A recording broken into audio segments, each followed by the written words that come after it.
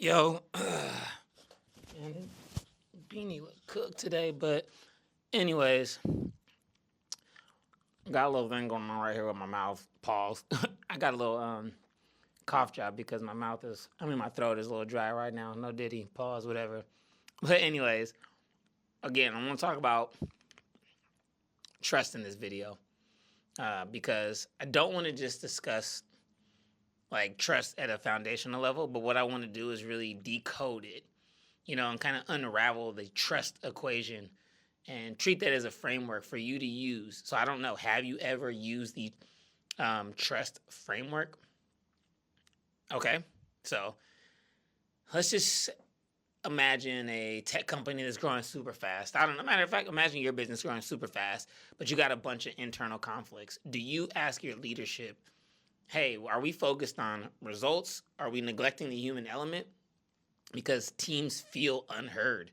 They feel like their contributions are undervalued. And there's a sense of isolation at the workplace. This happens all the time. I see that right now in different industries that I'm actually in. So you have to ask yourself, are your leaders actually focused on just metrics? Are your leaders forgetting that trust is the internal metric that actually fuels external success? Do you realize that? Because a lot of times we actually fall into that trap of believing that leadership is all about individual brilliance and being strategic and having this powerful presence, when in reality it's really about creating lasting impact. It's all about cultivating an environment where everybody feels valuable and feels capable and trusted. If you don't have that, then you really don't have a team. You're driving your team by things like fear and not like trust. So that trust equation, you have to think of things like authenticity, logic, and empathy. Those are the things I always like to think about. So it is about sharing your values, your vulnerabilities, and then also just having some type of vision. I feel like a lot of times people and leaders don't even have vision. They just want you to come up with the ideas. They want you to bring it to them so they could just say yes or no. But I feel like that's where you have to go beyond just being competent, right? You have to be able to back your ideas with data. You have to know how to articulate your reasoning clearly. I feel like that's another area that a lot of people struggle with. Um, so, like, that commitment to continuous learning is going to be key. And is that something that you actually do? Do you take deep dives? Are you actually active listening and genuinely understanding? I feel like if you are a leader and you're not doing those things, you're probably not creating a safe space for your team or for open communication. And that is horrible.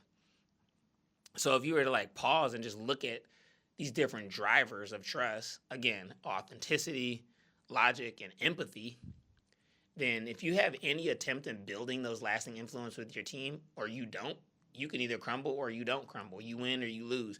Those things are going to be key. Leaders that are really just fixated on external targets are usually going to fail. That's just kind of how it goes. And what I've learned is that it's better to just have data but not dismiss employee concerns, right? You got to pay attention to different things that people are saying. It's not just noise. Because if you don't, then you create this like toxic environment. Nobody is able to be creative or productive. And then you just start seeing your team plummet all the time. I think this is like one of those really crucial realizations that everyone, regardless of their position or experience, has to be able to be trusted to a degree, no matter what. Because if you're not able to identify like how you engage in honest self-reflection, then you're just gonna struggle. I feel like what I've noticed, especially recently, is that people take a long time to build trust and let one little thing happen and they completely don't trust you anymore.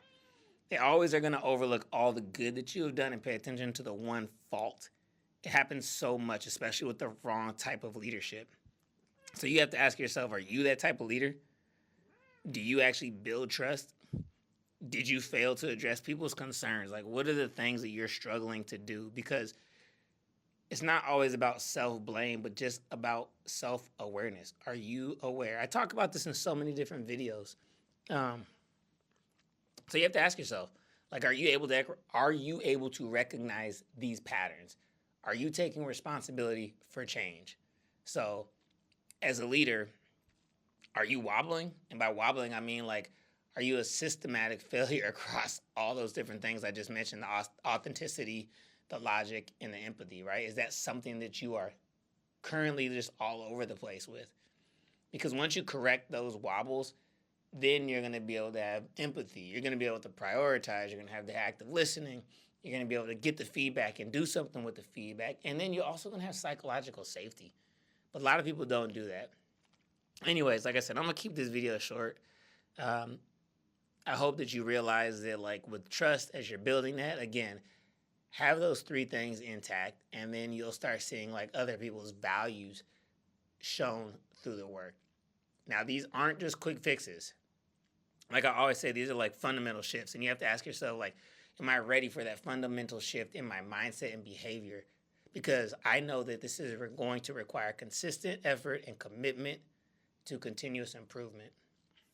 But anyways, if you are ready, remember that building the external trust, it begins with cultivating internal trust. So you got to get started with yourself first. Be honest with yourself. Be honest with your ambitions. Acknowledge your needs.